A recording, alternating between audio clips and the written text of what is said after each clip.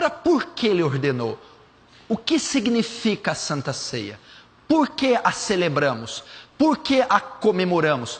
Porque ela é feita com a ingestão de pão e vinho. A Santa Ceia, quando Jesus a ordenou, em Mateus capítulo 26, ele vai comer com os discípulos, ela foi celebrada no mesmo período de uma festa judaica.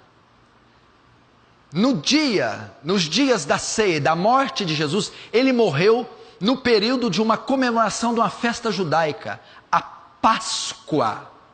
Então a ceia tem uma ligação, uma identificação com a Páscoa dos judeus. A ceia está totalmente envolvida com a Páscoa. A Santa Ceia é a nossa Páscoa, porque Jesus foi a nossa Páscoa, ele é o Cordeiro Pascal. Então, quando celebramos a ceia, é quase que uma celebração judaica para a igreja. Nós estamos celebrando a Páscoa do Novo Testamento. O que era a Páscoa? A Páscoa está descrita em Êxodo capítulo 12. Israel ficou no cativeiro do Egito, lembra-se? José vira governador, Jacó e os seus 70 parentes, por causa da fome, vão habitar no Egito, porque José, filho de Jacó, é governador. Esses 70 israelitas, descendentes de Jacó e dos 12 filhos, os 12 patriarcas, que vão ser as 12 tribos, começam a se multiplicar dentro do Egito, sobre o governo de José, o seu irmão e o filho de Jacó. José, porém, é morto. Quando José é morto, aqueles 70 já estão em centenas e em milhares. Outro rei se levanta, outro faraó, que não conhecia José. E vê que os descendentes de Jacó são muitos, morando ali em Goshen, dentro do Egito. Ele pensa, vou escravizar esse povo. Vou fazer desse povo escravo e vou tornar uma nação poderosa. Aí o que acontece? Esse novo faraó aprisiona os egípcios, os israelitas, descendentes de Jacó, e os faz escravos. O cativeiro começa logo após a morte de José e a morte do faraó, amigo de José. E esse cativeiro então vai durar 430 anos, que os descendentes de Jacó, os 12 filhos, os 12 patriarcas, Rubem, Simeão, Gade, Asser, Naftali, Levi, Dan, Manassés e Efraim. Eles vão ficar 430 anos e multiplicam-se até chegar ao número de 2 milhões. Aproximadamente 2 milhões dos filhos de Jacó. A nação de Israel vai estar cativa no Egito. Mas Deus promete um libertador. Vocês não ficarão lá para sempre. Vai haver um libertador. É então que no livro de Êxodo começa a narrativa de Moisés.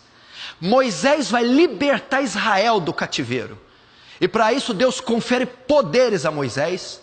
Envia 10 pragas sobre o Egito, sobre Faraó, para que Faraó deixe sair o povo. Até a 9ª praga, Faraó não deixa o povo sair. Piolhos, rãs, saraiva de fogo, o Nilo se transformando em sangue, úlceras, enfim. Aí Moisés vai e anuncia a 10ª praga. Qual que é a 10ª praga?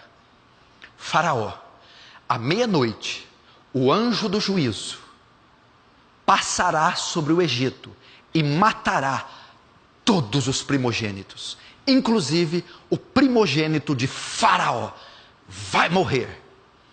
Então essa 10ª praga é o juízo de Deus sobre a terra. O juízo de Deus viria e massacraria todo o Egito. Só que os filhos de Israel também estavam sujeitos a morrerem. Eles também poderiam morrer. O que Deus fala para Moisés? Para que o anjo da morte não mate também os israelitas, os primogênitos. Você vai pegar um cordeiro macho, sem ruga e sem mancha. Vai sacrificar e vai pedir para cada chefe de família pegar um cordeiro e vai degolá-lo, colocar o sangue dele numa bacia e vai com um hisopo pegar esse sangue e passar nos umbrais, na batente, nos portais das casas dos filhos de Israel. E há de ser que quando o anjo do juízo passar por toda a terra do Egito, a casa que tiver o sangue aspergido, o anjo passará por cima e poupará os filhos de Israel, e não matará os filhos de Israel. Daí vem o nome original da palavra Páscoa, Pessah, que significa passar por cima, poupar da morte, livrar. Então, ele sacrifica um cordeiro, asperge o sangue numa bacia e asperge nos umbrais de cada casa de israelita. Assim o anjo vem, massacra toda a terra do Egito e passa por cima das casas que têm o sangue. E as casas são dos israelitas.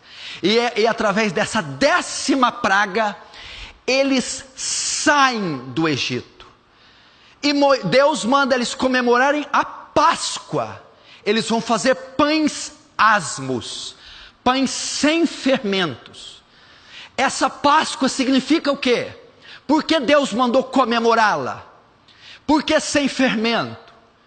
Ela comemora a saída de Israel do Egito, o livramento de Israel, a liberdade de Israel.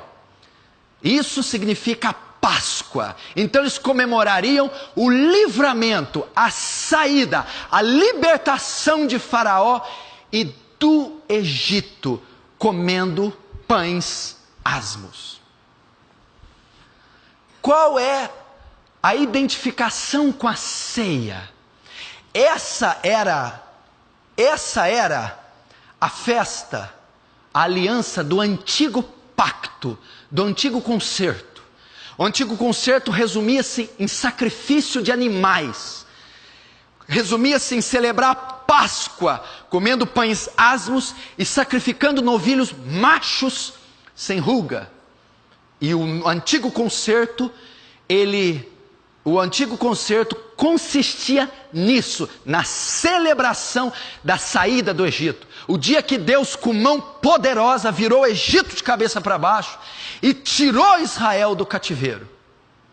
No Novo Testamento, o que acontece? Agora é a nova aliança. Os homens estão sob o cativeiro de Satanás. Estão sob o controle e o domínio do pecado. A ira de Deus se revela dos céus contra toda a impiedade humana. Por causa do pecado, Deus vai se irar, está irado com o homem. O homem é cativo de Satanás, é prisioneiro do pecado. E o juízo de Deus está sobre o homem para que ele mate, execute e envie ao inferno. Agora Jesus, através da ceia, é a nossa Páscoa. Jesus vem como um cordeiro macho. João Batista chama de Jesus: eis o Cordeiro de Deus que tira o pecado do mundo. Ele é o cordeiro que Moisés sacrificou. Jesus, naquela cruz, como cordeiro, oferece a sua vida, é esmagado na cruz. O seu corpo é o pão asmo, pão sem fermento. O que é fermento? Levedura, pecado. Jesus foi para a cruz sem pecado, sem mancha, sem ruga, sem mácula. É um cordeiro sem defeito, é um cordeiro sem falha, é o pão asmo cujo fermento do pecado não o contaminou. Ele morre na cruz e ele verte o seu sangue naquela cruz, o vinho, o suco de uva. E aquele sangue é expelido, vertido, para quê? para aplacar a ira de Deus. Jesus foi um sacrifício vicário, substitutivo na cruz, propiciatório, foi propiciado em nosso lugar. Então Jesus naquela cruz, meu irmão, o sangue dele aplaca a ira de Deus que está sobre nós. E aquele que crê em Jesus recebe o sinal do sangue em si, recebe a marca do sangue em si. Então a ira de Deus passa por cima e não condena aqueles que creem no Cordeiro. Jesus é a nossa Páscoa. A Santa Ceia, ela celebra a nossa saída do pecado, a nossa libertação do pecado, a nossa libertação das mãos de Faraó, Satanás. Esse é o significado da ceia. Passamos da morte para a vida, fomos libertos do cativeiro. A Bíblia diz que o pecado não terá mais domínio sobre vós, pois já não estáis mais debaixo da lei, mas da graça. Esse é o sentido da ceia, a comemoração da nossa redenção, da nossa salvação, do perdão dos nossos pecados, da vida eterna, através da morte do Cordeiro Pascal, chamado Jesus. O seu corpo foi dado como objeto de escárnio, objeto da ira, da satisfação divina, e o seu sangue foi vertido de forma substitutiva, em nosso lugar. No antigo concerto, o sangue era aspergido sobre a tampa do propiciatório, e aquilo aplacava a ira divina. Deus recebia aquilo como oferta pelo pecado. Jesus na cruz, quando jorra seu sangue, ele oferece o seu sangue em nosso lugar, e ele apazigua, aplaca a ira de Deus.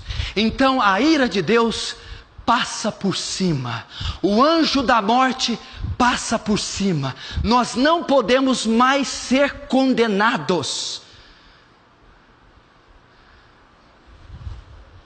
A Páscoa, ainda a relação dos dois. Depois da saída do Egito, Deus ordenou que a Páscoa fosse celebrada todo dia 13 de Nissan. Então Israel, pelo menos uma vez por ano, comemorava o Peshá, ou Pessach, a Páscoa. Por que eles comemoravam? Uma vez por ano eles celebravam a Páscoa, ou a festa dos pães asmos, para trazer à memória que foram tirados do Egito com mão poderosa, que Deus aplacou a ira de sobre eles, que Deus deu livramento para eles, que Deus poupou eles, que Deus os tirou da servidão, do cativeiro, e introduziu-os numa terra que mana leite e mel. Na mesma semelhança, Jesus disse: fazei isso em memória de mim. Observem, comemorem a ceia regularmente. Por que, Jesus? Para lembrarem que eu tirei vocês do cativeiro, para lembrarem que eu perdoei os vossos pecados, para lembrarem que eu enviei o meu Filho a morrer no vosso lugar. Esse é o objetivo da ceia.